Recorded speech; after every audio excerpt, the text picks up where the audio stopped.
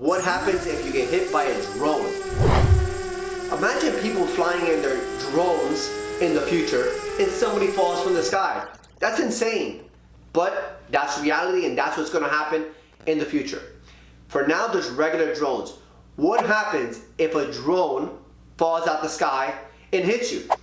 It depends on who's controlling the drone. It all goes back to control. If it's a company like Amazon or something like that, it would be Amazon.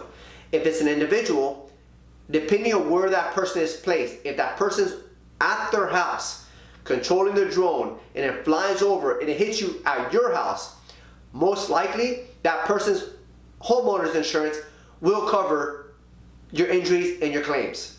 It depends on the policy.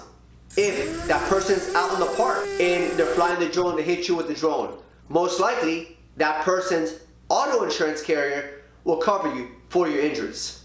Every policy is different. You just have to look at it to see what policy actually applies.